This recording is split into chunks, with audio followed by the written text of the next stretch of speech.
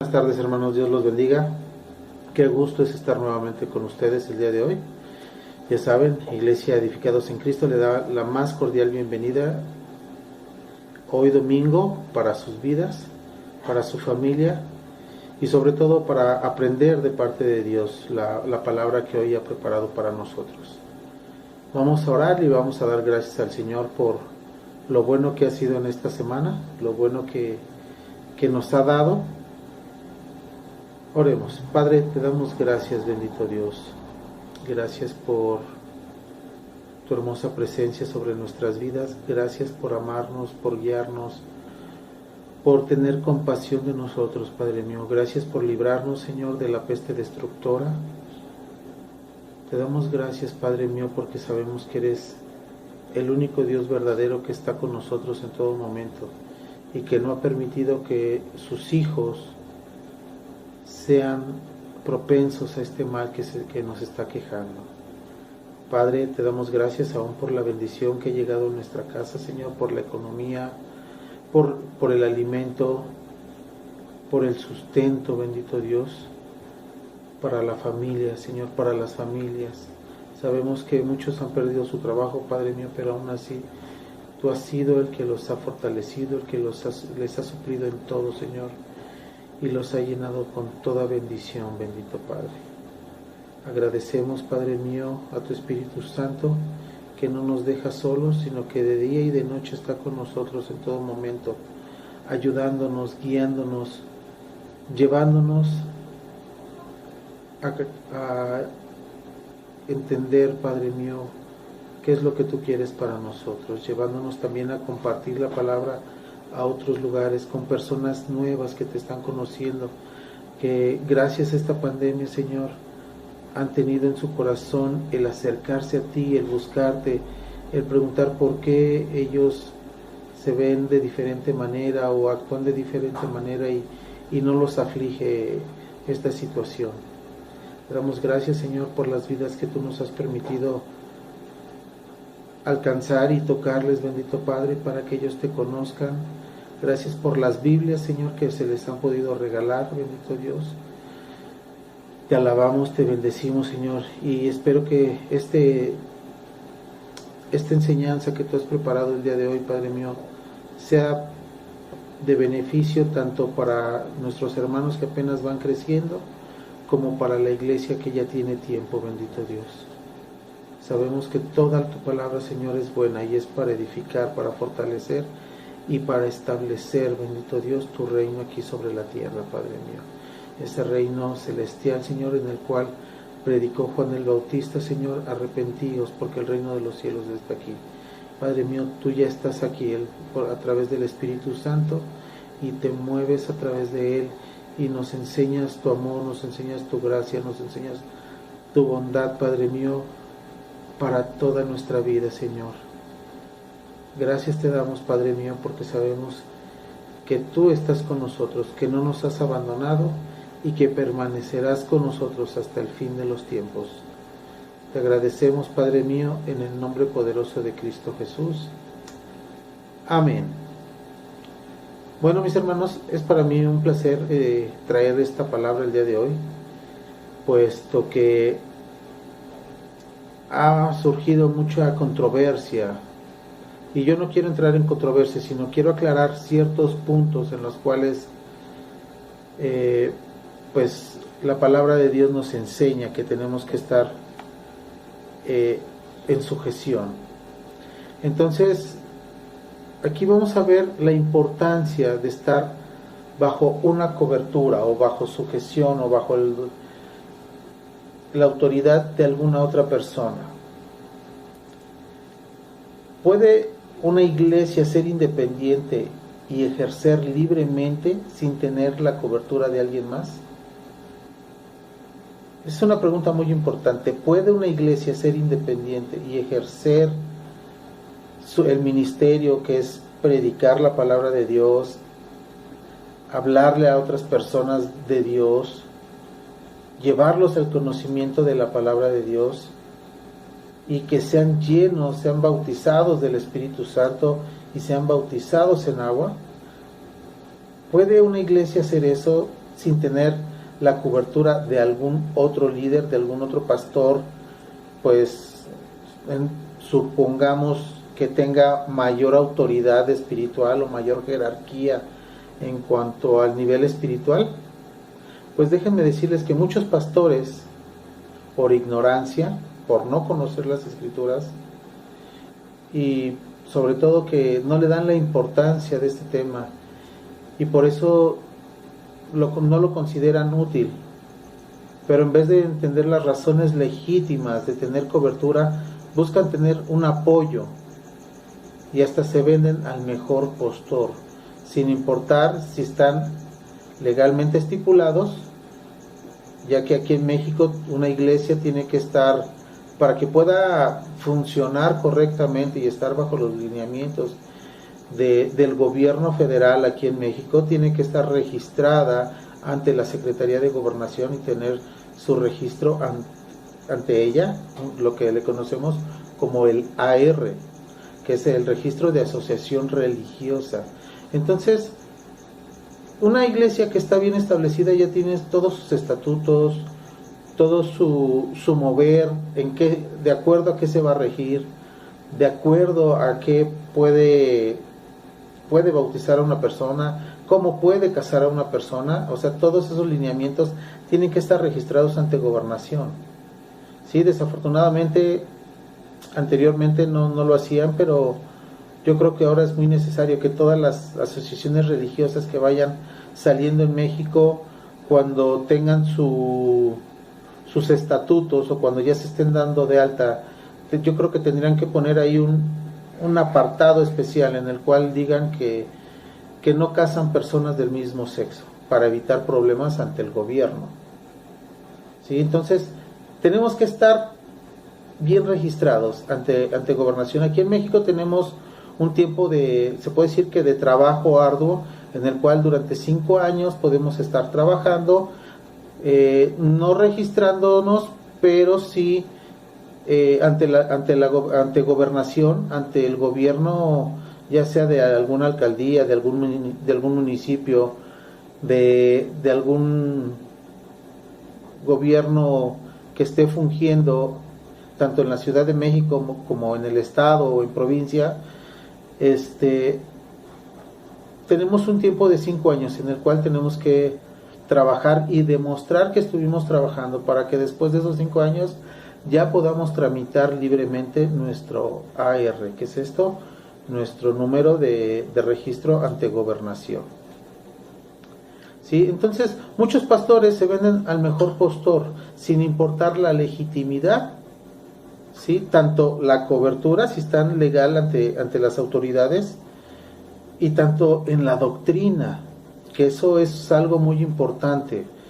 Muchas veces, me acuerdo cuando llegamos a Cristo, mi esposa y yo, nos dijeron que buscáramos una iglesia que tuviera la sana doctrina, ¿sí? Que en este caso fuera cristocéntrica, ¿sí? Entonces, hay muchas denominaciones, muchas iglesias que están trabajando fuera de lo que es el orden divino, predicando cosas que no tienen que predicar, hablando cosas o profetizando o haciendo actos proféticos que van en contra, ¿sí? de todo lo que es Cristo, de lo que es el Evangelio, las buenas nuevas de salvación. Eso es lo que tenemos que predicar, las buenas nuevas de salvación. ¿A quién? A toda criatura, a toda persona que lo necesita, ¿sí? No que ella sí lo necesita, ella no.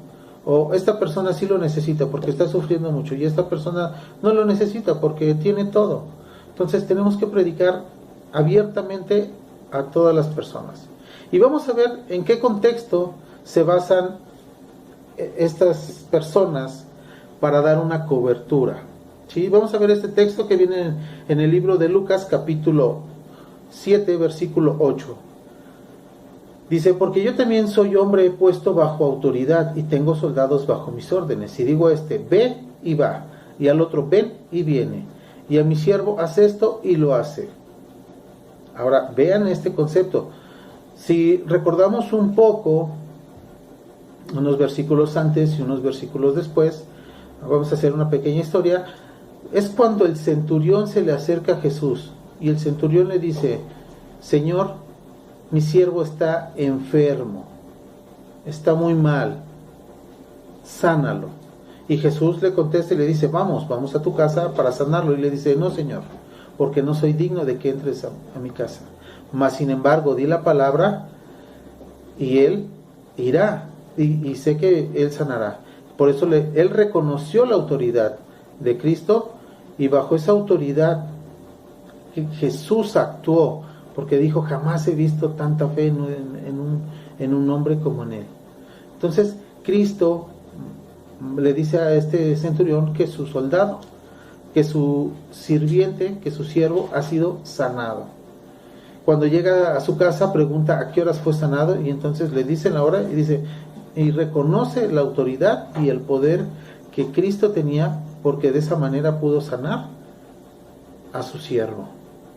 Ahora vamos a ver algunos conceptos de lo que es la cobertura, ¿sí? Lo que dice la Real Academia de la Lengua Española.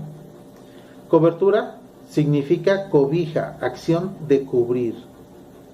Punto número 1, cosa que se coloca sobre otra para taparla. En este caso, la cobertura de chocolate sobre un pastel, ¿sí? Y eso es lo que le da la vista, le da la protege para que el pan por dentro pues no se deforme y de alguna manera lo mantiene estable. 2, es la extensión territorial que alcanza un servicio. En este caso lo podríamos manejar como las líneas de teléfono, las telefonías satelitales o de celular, que hay ciertos lugares hasta donde su cobertura no llega. Y me recuerdo de un pastor que pues su cobertura no llegaba hasta donde Dios nos mandó a trabajar. Entonces siempre estuvimos solos. Su cobertura no llegaba hasta allá. Entonces nos quedábamos sin cobertura. Punto número 3. Conjunto de prestaciones que proporciona un servicio, un seguro médico o seguro de auto de amplia cobertura. Pero eso lo tenemos que estar pagando. Es una cobertura que uno tiene que pagar en caso de algún accidente, tanto familiar como vehicular. Punto número 4. Seguimiento periodístico del desarrollo de un acontecimiento. Ahorita con esta pandemia, aquí en México desde enero, que empezó con la pandemia a sonar muy fuerte en China, han tenido una cobertura muy amplia desde esa fecha hasta ahorita. Y hasta ahorita ya están hablando acerca de vacunas y que ya las encontraron, pero han tenido una cobertura muy amplia desde enero que se empezó a sonar la epidemia que se soltó en China y que empezó a llegar a otros países. Ha habido esa cobertura periodística, todas las televisoras, todos los periódicos, todos los diarios, todo tipo de noticiero, tanto satelital como a través del internet, han tenido una cobertura muy amplia acerca de lo que es esta pandemia. También hay otro tipo de cobertura que son garantías para las operaciones de mercado, obtener cobertura para un negocio. ¿Qué es esto? Obtener una solvencia para poder invertir en un negocio, ¿sí? O el tener el respaldo de algún tipo de préstamo bancario en el cual tú lo vas a pagar a un tiempo, pero vas a tener la solvencia para poder generar ese empleo o ese negocio que tú querías hacer. Punto número 6 y último. Un conjunto de medidas defensivas tomadas para proteger un territorio, una estrategia de cobertura militar. ¿Sí? Países que resguardan sus fronteras para que no sean violentadas, no sean agredidas, y tienen ese tipo de coberturas satelitales para bloquear cualquier tipo de ataque aéreo, coberturas marítimas para proteger los límites limítrofes en cuanto al mar, cobertura terrestre, ¿sí? Aún hasta cobertura satelital para poder estar checando lo que están haciendo los demás países o las demás potencias. Pero la cobertura dentro de la palabra de Dios se define en una palabra que viene del griego y que quiere decir exousia. Y se refiere a un sentido de capacidad, no de cantidad, sino de una capacidad. ¿Qué es esto? Ver la persona que está más capaz para poder dirigir algo que le sea encomendado. En este caso es un privilegio, una fuerza, una capacidad, competencia, libertad, una maestría, o sea, una enseñanza, magistrado, sobrehumano, potentado, símbolo de control, alguna influencia delegada, en este caso alguna autoridad delegada o algún mandato que le dan a un hombre para que vaya y haga algo, o con la autoridad, por decir, un secretario general aquí en México tiene la autoridad del presidente para ir y hacer ciertos movimientos y que tengan alguna repercusión o alguna influencia sobre la norma de gobernar nuestro país. Derecho, dueño, jurisdicción, libertad, poder, potencia y potestad. Eso significa la palabra exousia, y eso es a lo que se refiere la cobertura. Ahora, no todas estas definiciones son las adecuadas para hablar de una cobertura espiritual, pero analizando todas podemos resumir que la cobertura espiritual es la acción de cubrir, proteger a una iglesia, a un pastor, con la autoridad respaldada por Dios, para darle respaldo legítimo y autoridad sobre otros, al tiempo que él mismo está bajo la autoridad de alguien más arriba, y que esta autoridad a su vez proviene de Dios, no del hombre, sino proviene de Dios. ¿Qué es esto? En este caso me voy a poner como ejemplo. Soy una persona que lleva poco tiempo en el Evangelio. No tengo los años o el conocimiento todavía muy amplio, muy grande, y en ciertos momentos podría decir que soy un poco torpe al hablar de la palabra de Dios. Sí, pero conozco a otro pastor que pues ya tiene los años, tiene el conocimiento, la preparación, tiene una vida muy larga dentro de lo que es el Evangelio a Cristo, el servicio a Dios, y ha dado buen ejemplo tanto en su iglesia como fuera de ella, con su familia, con sus amigos, con sus vecinos, con todo ello. Ha dado buen ejemplo. Entonces yo sí lo podría tomar como mi cobertura a esa persona, pero tendría que conocerla y saber qué tipo de enseñanza tiene para poder acercarme a él y yo estar bajo esa cobertura. ¿Por qué? Porque va a ser una persona en primer lugar que me va a enseñar, que me va a capacitar y que me va a instruir en todas las cosas que de alguna manera él ha vivido, ¿sí?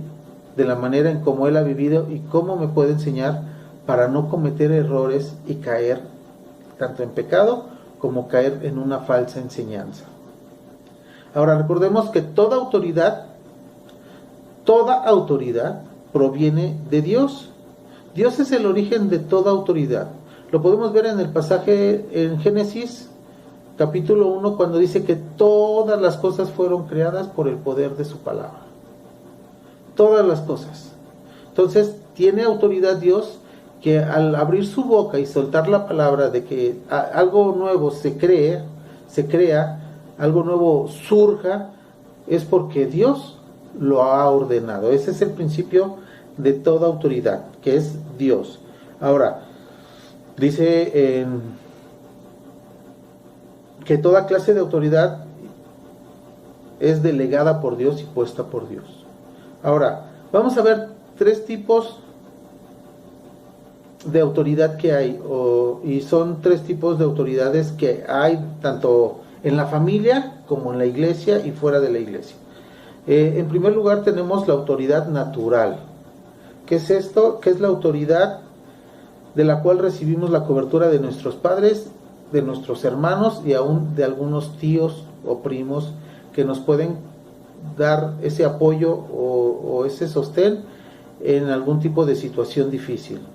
Tenemos la cobertura legal, que esto se refiere a todas las instancias de gobierno, tanto se puede decir municipales como federales, ¿sí? Y tenemos la cobertura espiritual, que esta ya lo habíamos dicho, que nada más es dada, ¿sí?, por los pastores o líderes espirituales que están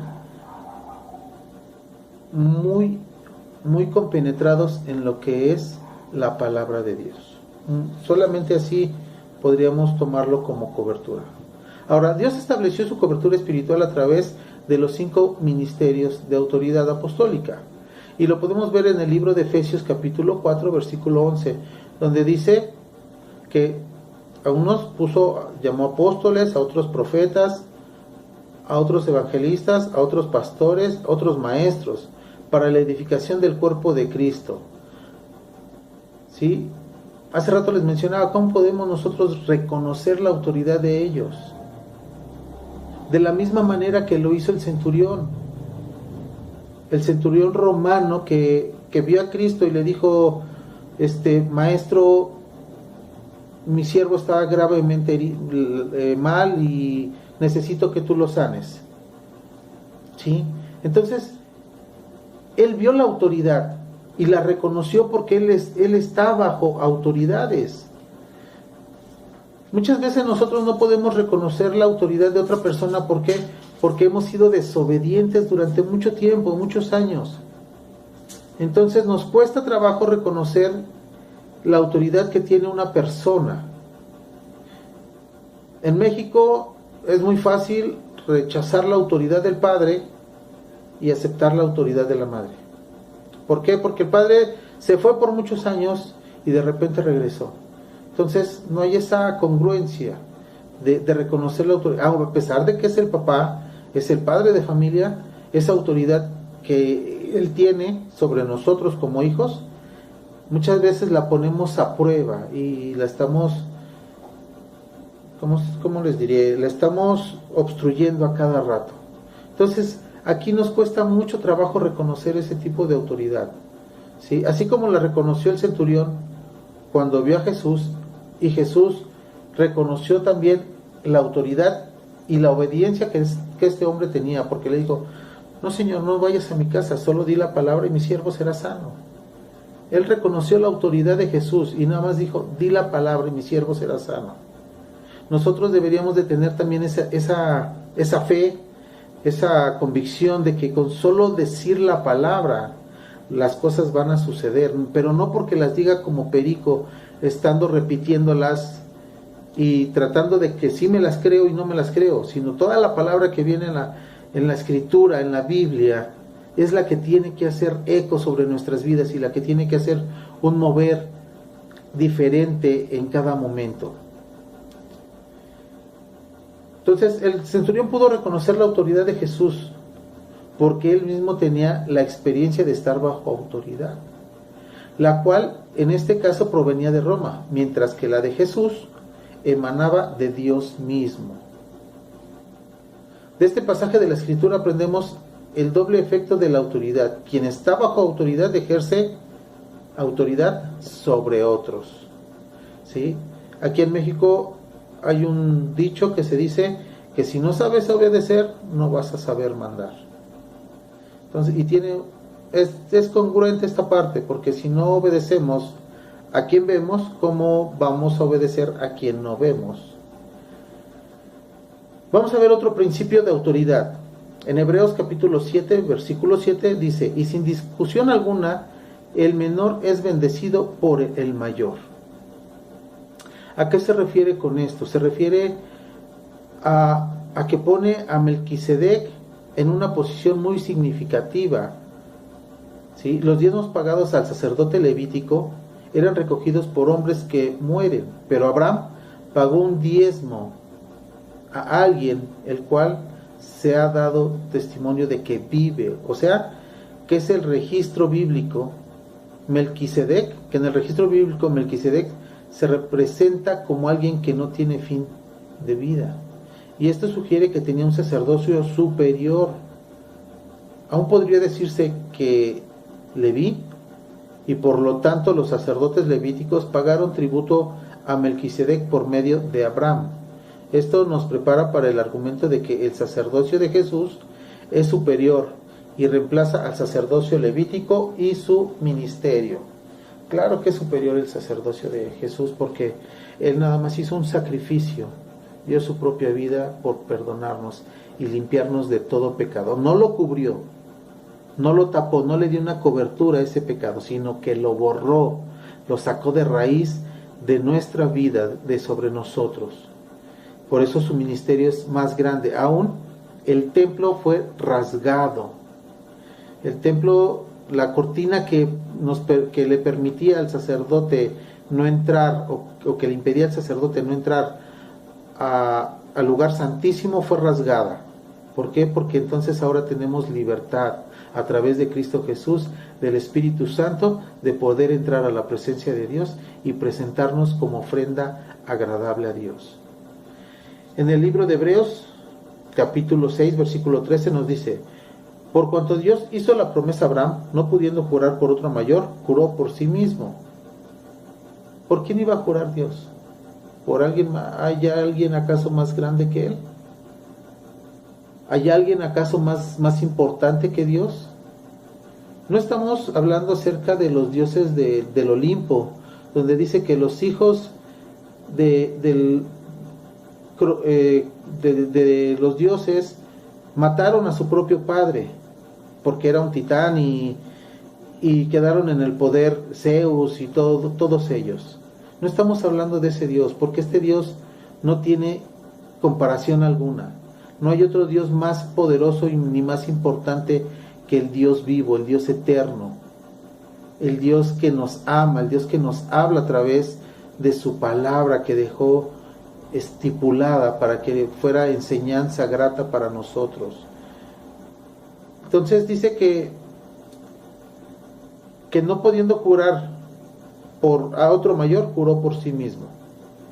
Y este proceder de jurar por sí mismo nos da la importancia de que Dios es. No existe, no es Dios el que está ahí nada más, sino Dios es porque sigue haciendo, sigue creando cosas. Y el fundamento de la acción salvadora de Dios en el mundo fue la promesa particular hecha a Abraham. Fue esta promesa que le hizo a Abraham en el libro de Génesis, capítulo 12, versículo 1 al 3.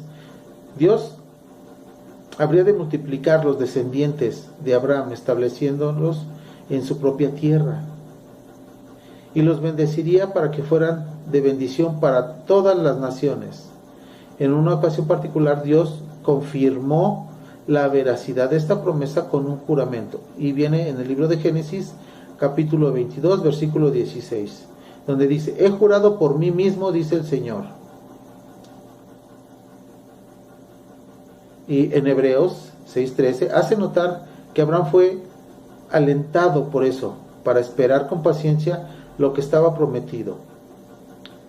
Dios empezó a cumplir su promesa durante la vida de Abraham, pero la bendición definitiva llegó a la persona de Jesús. ¿Sí? Llegó a través de Cristo, la promesa verdadera de Dios a Abraham. Y sí que hizo crecer grande esa nación. Y la bendecimos en el nombre de Cristo, bendecimos a la nación de Israel. La bendecimos en el nombre de Cristo, porque de ahí viene nuestro Salvador. De ahí viene el que nos libertó y nos rescató de la muerte eterna.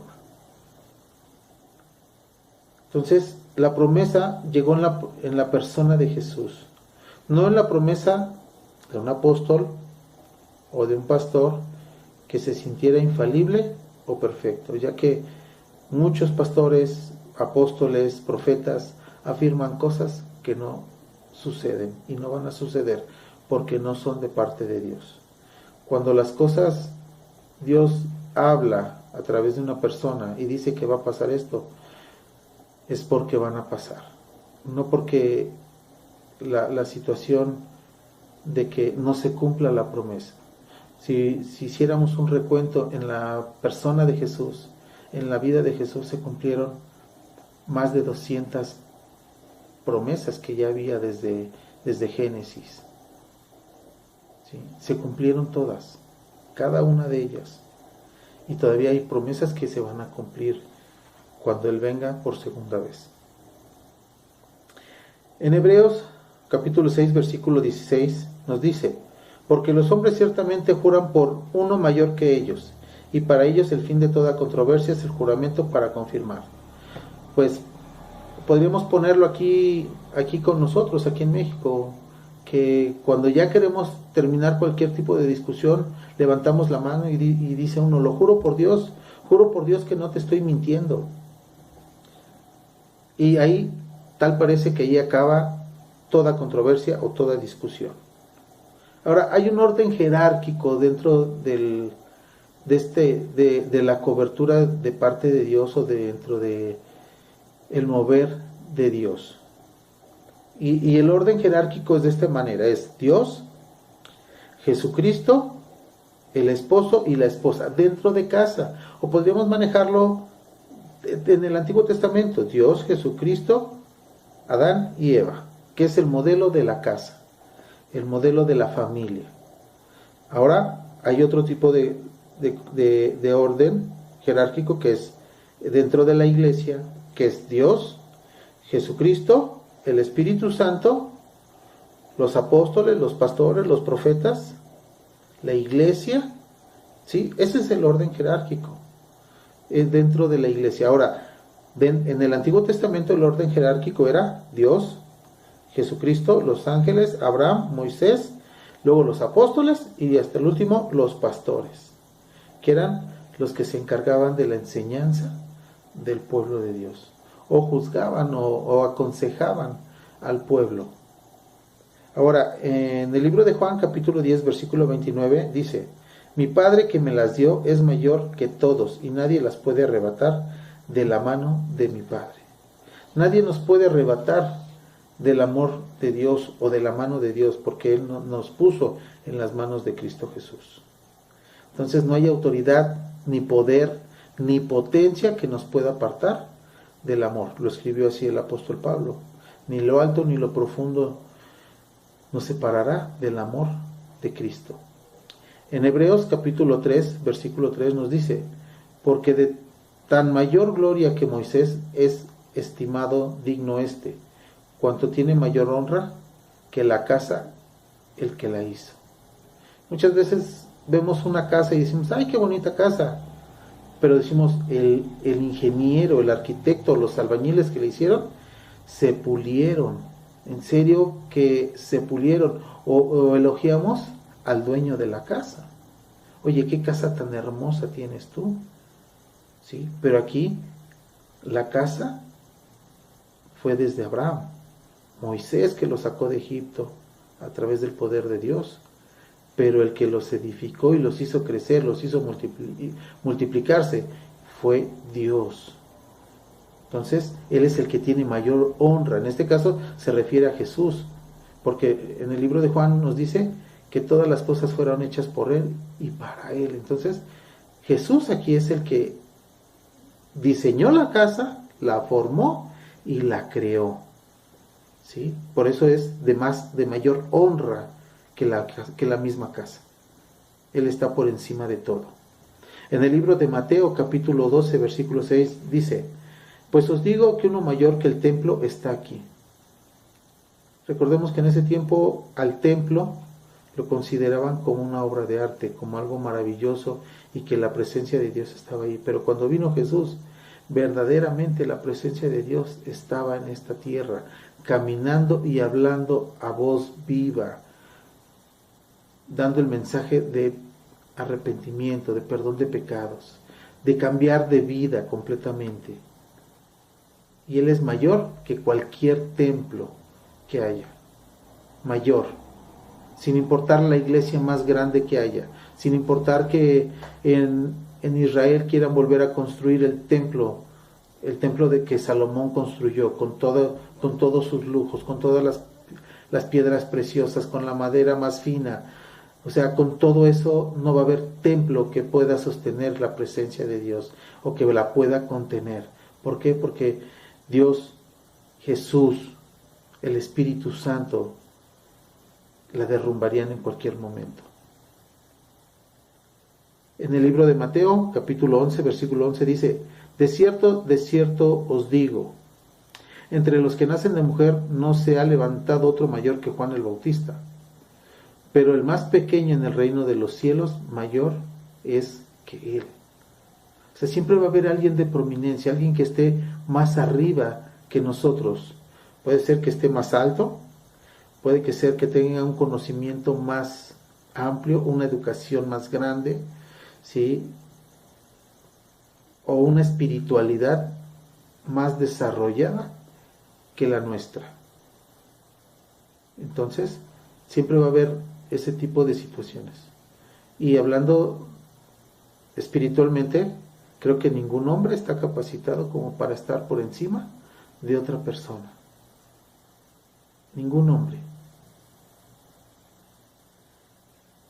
En el libro de Juan, capítulo 4, versículo 12, dice: ¿acaso eres tú mayor que nuestro padre Jacob, que nos dio este pozo, del cual bebieron él, sus hijos y sus ganados? La mujer samaritana estaba hablando con Jesús y no reconocía quién era él, hasta que él le empieza a hablar y le empieza a decir que está mal, y ella reconoce que es un profeta del Señor, y llama a todos los del pueblo, y todo el pueblo salen y platican con Jesús y dicen: ahora ya no creemos por lo que esta mujer dijo, sino creemos por lo que hemos visto. Entonces reconocieron que Jesús aún era mayor que Jacob. En el libro de Juan, capítulo 8, versículo 53, dice: ¿eres tú acaso mayor que nuestro padre Abraham, el cual murió y los profetas murieron? ¿Quién te haces a ti mismo? Le están preguntando a Jesús: ¿quién te haces a ti mismo? ¿Qué decía Jesús? Yo soy. Él es. No, yo soy esta persona. Simplemente dijo: yo soy. Cuando les dijo eso, yo soy, ellos se escandalizaron, porque no podían entender esa parte de que él fuera el Hijo de Dios. Y al decir yo soy, estaba afirmando que él era Dios. Y esa parte, híjole, trae mucha controversia dentro del pueblo judío. Ojalá pudiéramos ir muchos de nosotros y predicarles la palabra, predicarles a Cristo vivo, a Cristo resucitado, y hacerlos entender para que se conviertan y el pueblo judío verdaderamente conozca al Mesías al cual se tiene que estar predicando. Ahora, hay una transferencia de autoridad. ¿Y a qué se refiere con esto en la transferencia?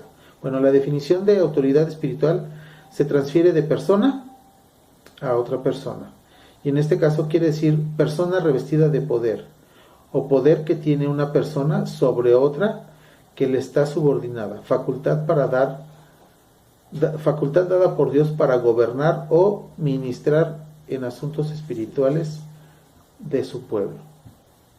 El reino de Dios, todo el reino de Dios se basa bajo los principios de autoridad espiritual. Y es necesario poder comprenderlos para no caer bajo maldición, ya que quien motiva la desobediencia es Satanás y no Dios. Por lo tanto, todo aquel que actúa en desobediencia está actuando bajo los principios de Satanás.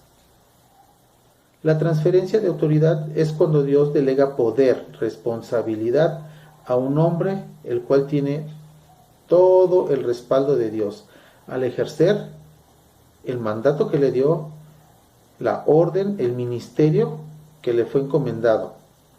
Asimismo, cuando obedecemos a la persona, no obedecemos al hombre, sino a la autoridad puesta sobre él.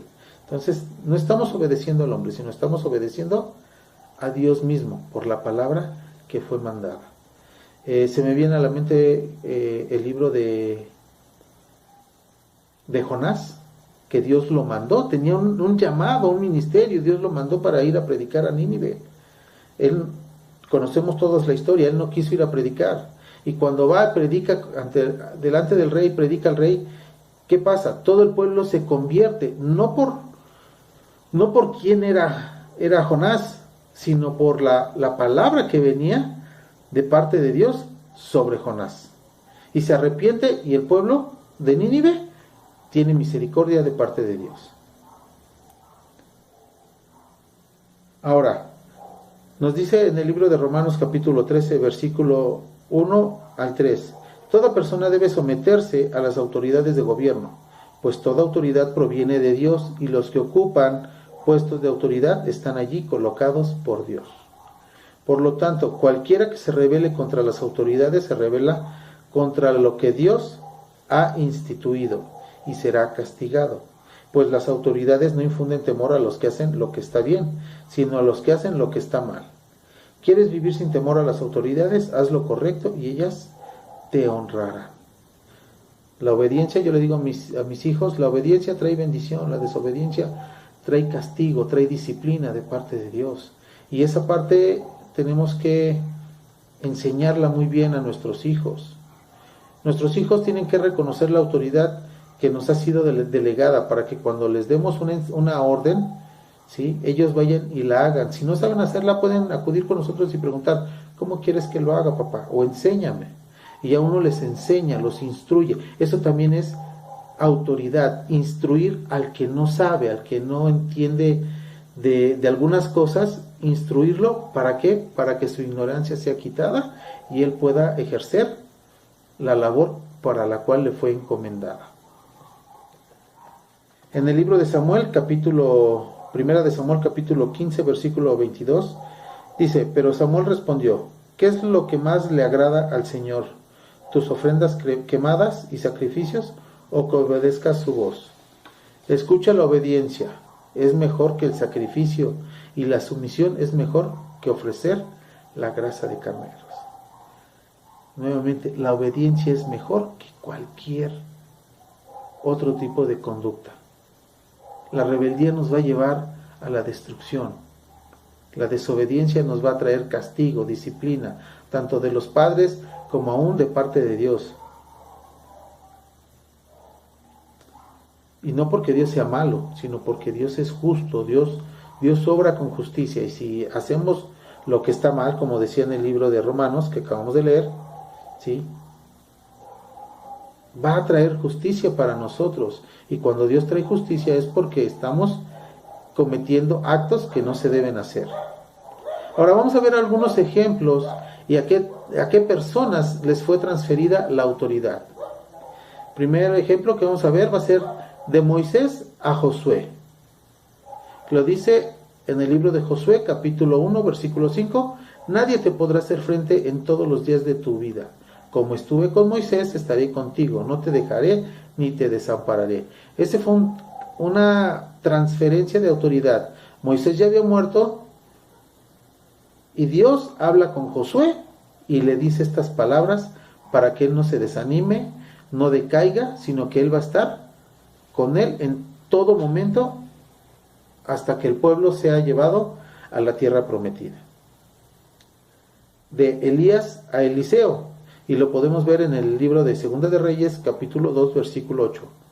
Tomando entonces Elías su manto, lo dobló y golpeó las aguas, las cuales se apartaron a uno y a otro lado. Y pasaron ambos por lo seco. Cuando habían pasado, Elías dijo a Eliseo, pide lo que quieras que haga por ti, antes que yo sea quitado de ti. Y dijo Eliseo, te ruego que una doble porción de tu espíritu sea sobre mí. Él le dijo, cosa difícil has pedido, si me vieres, cuando fuere quitado de ti, te será hecho así. Mas si no, no. Y aconteció que yendo ellos y hablando de aquí un carro de fuego con caballos de fuego apartó a los dos. Y Elías subió al cielo en un torbellino. Viéndolo Eliseo, clamaba, Padre mío, carro de Israel y su gente de a caballo. Y nunca más le vio, y tomando sus vestidos los rompió en dos partes. Él alzó luego el manto de Elías que se le había caído, y volvió y se paró a la orilla del Jordán. Y tomando el manto de Elías que se le había caído, golpeó las aguas y dijo, ¿dónde está Dios, el Dios de Elías? Y así que hubo golpeado del mismo modo las aguas, se apartaron a uno y a otro lado. Y pasó Eliseo, y viéndole los hijos de los profetas que estaban en Jericó al otro lado, dijeron: el espíritu de Elías reposa sobre Eliseo. Y vinieron a recibirle y se postraron delante de él. Está una doble porción. Muchas veces me ha tocado ver que jóvenes le piden a Dios una doble porción de su espíritu, cuando muchas veces no hemos alcanzado ni siquiera la primera parte del espíritu que verdaderamente quisiéramos tener. Esa comunión, esa entrega, ese amor, ese esfuerzo por la palabra de Dios. Y muchas veces queremos más, pero esa parte también nos implica mayor responsabilidad, mayor trabajo, ¿sí? Porque no vamos a trabajar para cualquier persona, sino vamos a trabajar para Dios. Entonces es una responsabilidad muy grande pedir una doble porción de su espíritu a Dios. Primero tenemos que alcanzar la llenura del bautismo del Espíritu Santo para que nuestras vidas sean transformadas completamente y caminemos íntegros delante de Dios. No quiera decir que en este momento no caminemos íntegros, sino que todavía muchas veces nuestras emociones, nuestros deseos, nuestras pasiones nos quieren dominar aún. El tercer punto, que sería la transferencia de autoridad de Dios, el Padre Eterno, el Padre Celestial, a Jesucristo. Y lo podemos ver en el libro de Mateo, capítulo 28, versículo 18. Y Jesús se acercó y les habló diciendo: toda potestad me es dada en el cielo y en la tierra. Mateo 11, 27. Todas las cosas me fueron entregadas por mi Padre, y nadie conoce al Hijo sino el Padre, ni al Padre conoce alguno sino el Hijo, y aquel a quien el Hijo lo quiera revelar. En el libro de Juan, capítulo 5, versículo 22, dice: porque el Padre a nadie juzga, sino que todo el juicio dio al Hijo. Entonces, es la transferencia. O sea, Dios le dio la autoridad desde la eternidad, desde aún antes de que fuera engendrado en un ser vivo, en un ser humano. No porque Jesús no estuviera vivo, sino que estaba en una vida espiritual. Pero al ser engendrado en un cuerpo de hombre, aún así Dios le dio la autoridad. ¿Y por qué se la delegó? Por obediencia. Si Jesús hubiera desobedecido desde el principio, yo creo que Jesús no hubiera tenido esa autoridad de parte de Dios. Pero Jesús se sujetó, fue sumiso a la voluntad del Padre y tuvo esa autoridad de parte de Él para hacer todas las señales, prodigios que requería en ese momento para dar a conocer el Evangelio y las buenas nuevas de salvación para todas las personas. Ahora, el último punto, que es la transferencia de autoridad de Jesús a sus apóstoles y de Pablo a Timoteo. Y lo vemos en el libro de Juan, capítulo 20, versículo 21. Entonces Jesús les dijo otra vez: paz a vosotros, como me envió el Padre, así también yo os envío. Y habiendo dicho esto, sopló y les dijo: recibid el Espíritu Santo. A quienes remitieseis los pecados les serán remitidos, y a quienes se los retuvieseis les serán retenidos. La autoridad de Pablo a Timoteo, en 1 de Timoteo 4:14, le dice: no descuides el don que hay en ti, que te fue dado mediante profecía con la imposición de manos del presbiterio. 2 de Timoteo 1:6, por lo cual te aconsejo que avives el fuego del don de Dios que está en ti por la imposición de mis manos. 2 de Timoteo 2:2, lo que has oído de mí ante muchos testigos, esto encarga a hombres fieles que sean idóneos para enseñar, también a otros, ¿sí? O sea, las enseñanzas que recibimos al conocer la palabra de Dios son las que tenemos que estar enseñando, son las que tenemos que estar hablando, predicando. ¿Para qué? Para que más gente se convierta. Dice la palabra de Dios que tenemos que hacer discípulos. ¿Qué es esto? Que yo me tengo que convertir en maestro para enseñar a otros. ¿Cuándo me voy a convertir en maestro? Primero tengo que empezar a enseñar en mi casa, para así poder enseñar a los demás. Ahora, ¿qué tipo de situación o qué se conjuga para que podamos tener esa autoridad espiritual? ¿Sí? Y vamos a ver unos puntos, son creo 6 puntos los que vamos a ver. Y el primero es la revelación. ¿Qué es esto? El conocimiento espiritual de Cristo a través de su palabra. Lo podemos ver en el libro de Efesios, capítulo 1, versículo 17. Y le pido a Dios, el glorioso Padre de nuestro Señor Jesucristo, que les dé sabiduría espiritual y percepción para que crezcan en el conocimiento de Dios.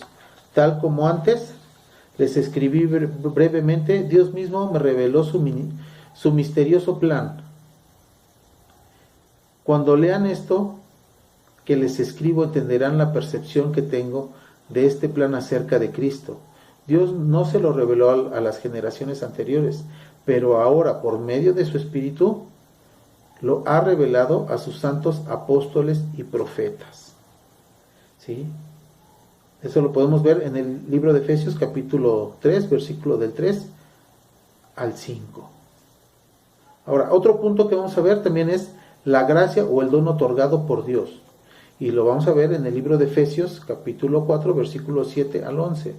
No obstante, Él nos ha dado a cada uno de nosotros un don especial mediante la generosidad de Cristo. Por esto las Escrituras dicen, cuando ascendió a las alturas, se llevó una multitud de cautivos y dio dones a su pueblo. Fíjense que dice ascendió. Sin duda eso significa que Cristo también descendió a este mundo inferior. Y el que descendió es el mismo que ascendió por encima de todos los cielos, a fin de llenar la totalidad del universo con su presencia. Ahora bien, Cristo dio los siguientes dones a la iglesia: los apóstoles, los profetas, los evangelistas, los pastores y maestros. Veamos más adelante en 1 de Corintios, capítulo 12, versículo 28. A continuación, hay algunas de las partes que Dios ha designado para la iglesia. En primer lugar, los apóstoles; en segundo lugar, los profetas; en tercer lugar, los maestros; luego los que hacen milagros, los que tienen el don de sanidad, los que pueden ayudar a otros, los que tienen el don de liderazgo, los que hablan en idiomas o lenguas desconocidas. Pero ¿a qué se refería Pablo con esto? Hay una palabra que me llamó mucho la atención cuando lo estaba leyendo y lo estaba viendo. Hay una palabra que viene del griego que dice kibernesis, que es un término griego tomado de la vida del mar, de la gente que estaba en el mar, y se le usaba para designar al timonero o piloto que mantenía el curso del barco o del bote. Y es allí donde Pablo habla del don espiritual de administración. La palabra se traduce así como la investidura, el oficio, la ordenación. Lo podemos ver en el libro de Timoteo, capítulo 3, versículo del 1 al 8. Y es donde nos habla acerca de los atributos que debe de tener una persona que busca tener el obispado o que anhela servir al Señor. Por eso es necesario que un obispo sea irreprensible. Los que desean el obispado no deben creer que es una tarea fácil. Y no cualquiera está calificado para ese puesto. Y añade una lista de 17 requisitos que deben cumplir los que anhelan y han de ser elegidos como obispos o ancianos. Y dicha condición puede clasificarse en 4 o 5 grupos. El primero puede ser en su vida personal. El segundo en su vida hogareña, en la vida en el hogar. El tercero, en la iglesia, es decir, tener una sana o una buena vida eclesiástica o religiosa fuera de la iglesia y en su vida social, cómo se comporta con sus vecinos, con sus amigos, con la gente que lo rodea. Es una base importante del cual debe de tener un, un buen obispo, un buen ministro de Dios. ¿Sí? Por consiguiente,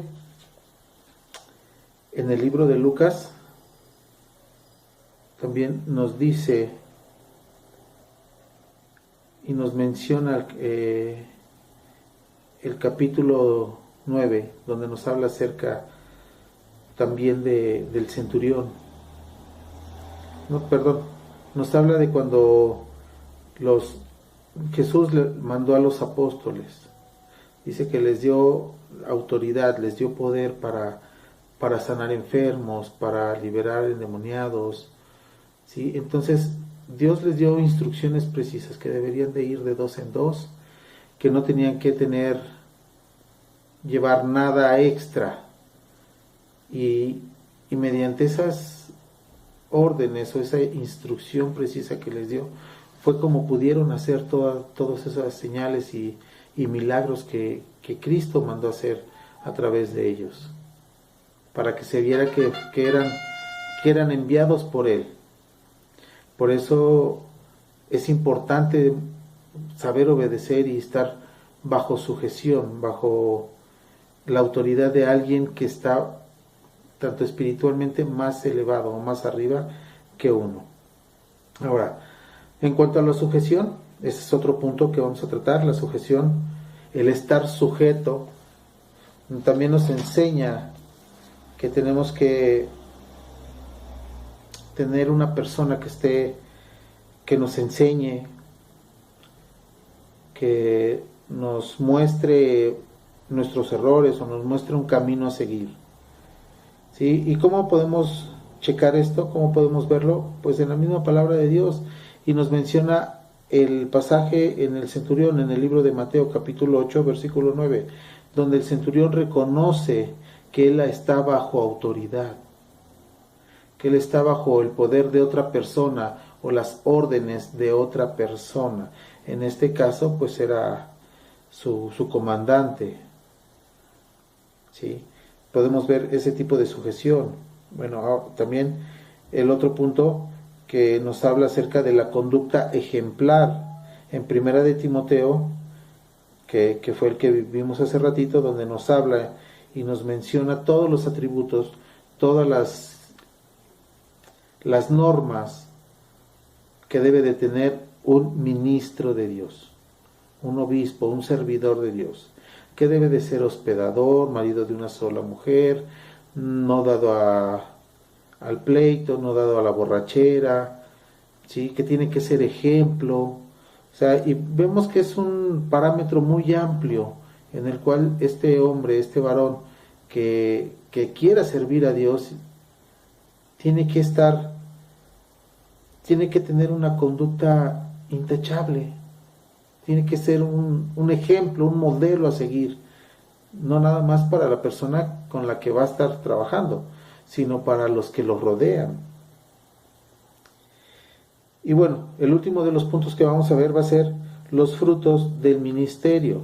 En 1 Corintios 9, del 1 al 2, nos dice, estas 6 cosas conjuntamente son las que establecen, confirman y mantienen nuestra autoridad espiritual.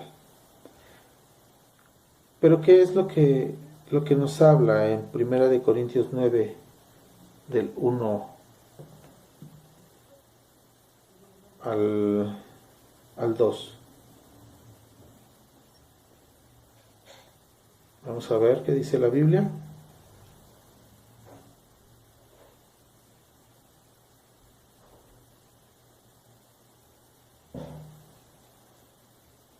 Estoy buscando.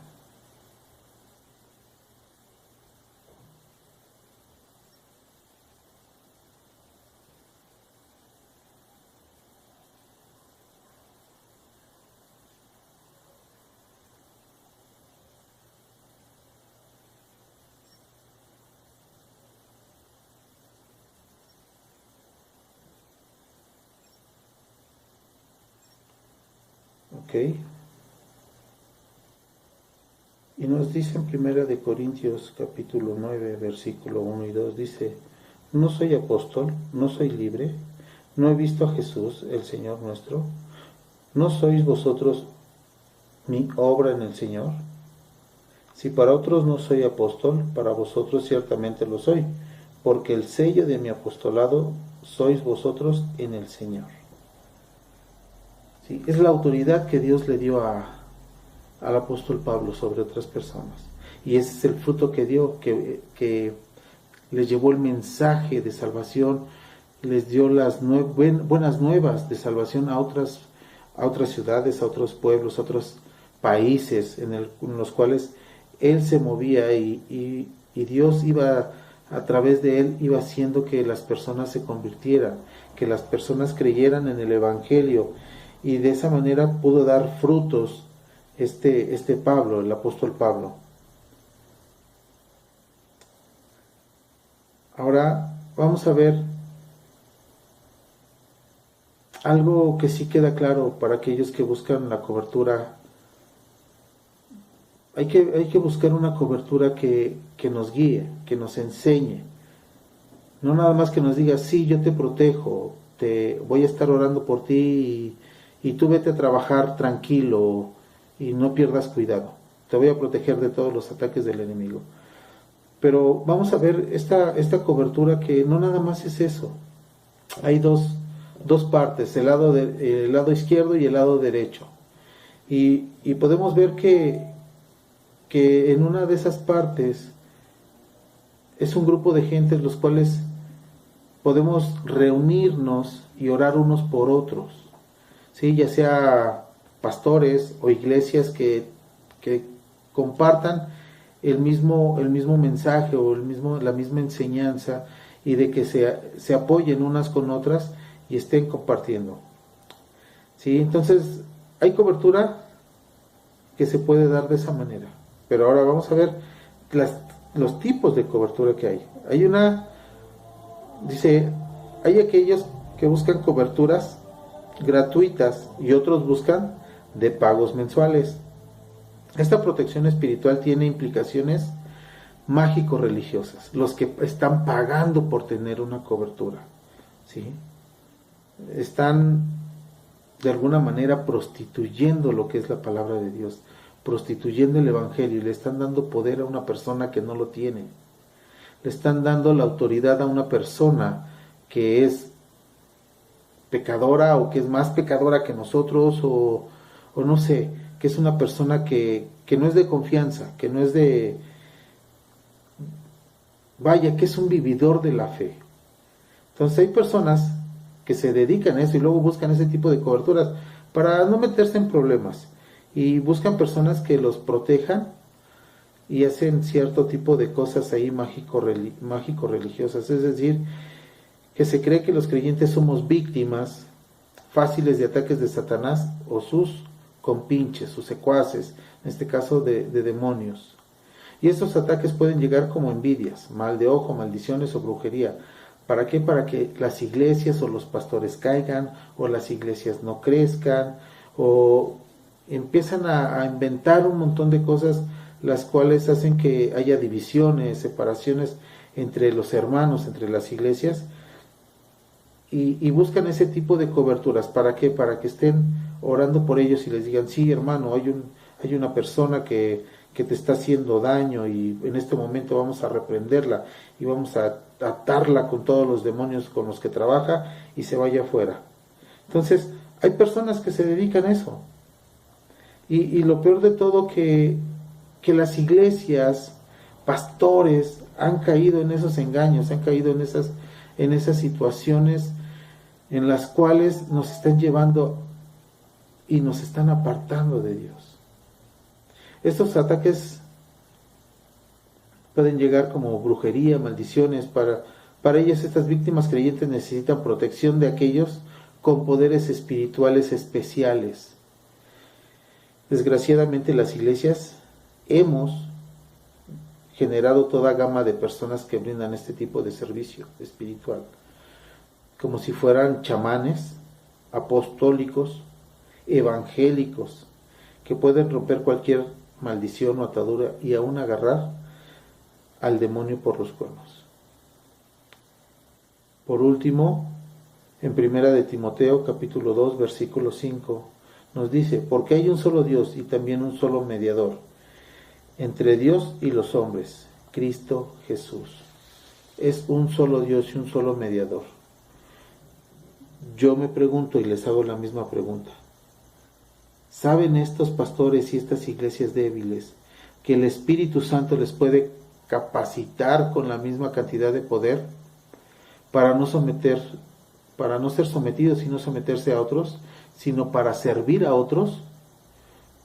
¿Saben estos débiles pastores e iglesias que no es necesario pagar por protección espiritual y que el Espíritu Santo la da gratuitamente?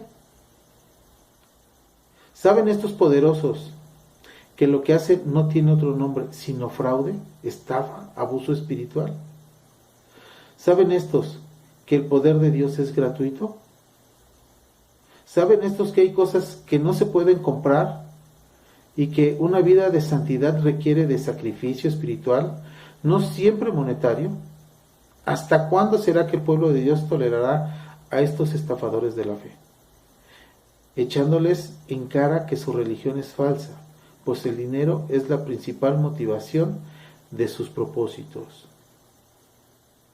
Y esto me recuerda lo que le pasó a Giesi, el discípulo de Eliseo, que fue tras Naamán y lo que le estaba ofreciendo a Eliseo.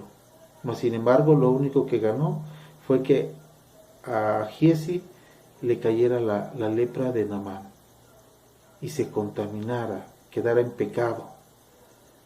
Es lo que está pasando con estos hombres. Les está cayendo una lepra de maldición, y no los estoy maldiciendo, sino espero en Dios y espero en Cristo Jesús que se arrepientan y cambien su manera de pensar y cambien su manera de vivir. Y a las iglesias que hemos caído en el engaño también les sugiero y los exhorto a que busquen de la palabra, a que busquen otra persona que esté bajo la misma enseñanza, que quiera el mismo camino en el cual es predicar a Cristo, y que una iglesia crezca sana, crezca fuerte, crezca como la iglesia primitiva, en amor, en servicio, en servirse unos a otros, no en buscar el beneficio propio. Eso es lo que a mí me gustaría. Ahora, ustedes deciden si la cobertura es bíblica o no. Ustedes deciden si quieren seguir siendo engañados o tomarse de la mano del Señor, de aquel que nos ha dado el poder, la autoridad de pisotear demonios, de expulsarlos, de sanar enfermos, de predicar su palabra sobre todo. Ustedes decidan cuál es el camino que quieren seguir. Yo quiero exhortarlos con esto último. Recuerden nada más lo que le pasó a Giesi, el discípulo de Eliseo. No vaya a pasar que alguno de ustedes, alguno de nosotros, se caiga en ese engaño y cometa el error de ser un mercader de la fe. Oremos. Padre, antes que nada te pido perdón, porque no hemos obedecido cabalmente tu palabra,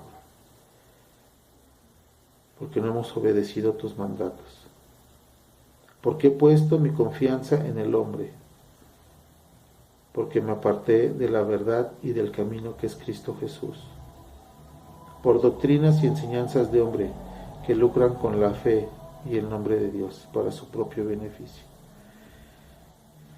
Líbranos de que seamos parte de la apostasía y el engaño que ha venido para destruir a tus santos y escogidos. Que el Espíritu Santo nos siga guiando y advirtiendo a través de la palabra, que trae vida para todos los que han creído que el Dios de toda salvación y que nos llamó para ser parte de su pueblo santo. Señor, te ruego que exhortes y traigas un espíritu de arrepentimiento a aquellos que se han dedicado a ser mercaderes de la fe, de aquellos que han engañado a tu pueblo y que de alguna manera han tratado de engañar a los santos escogidos. Padre mío, te rogamos, bendito Dios, que no permitas que creamos en supersticiones o en supercherías, bendito Dios, que nos lleven al pecado de la brujería, Padre mío, del anatema, y que seamos malditos por seguir ese tipo de doctrinas. Perdónanos, Señor, y perdónanos a través de la sangre de Cristo, que nos limpia de todo pecado. Padre mío, ponemos la iglesia en tus manos, ponemos nuestras vidas y nuestras voluntades a tu cuidado, para que tú seas guiándonos a través de tu Espíritu Santo, para que seas guiándonos a través de tu palabra y por caminos de rectitud, por caminos que verdaderamente confíen en lo que tú haces por nosotros. Te damos gracias, bendito Dios, en el nombre poderoso de Jesús. Amén, amén y amén.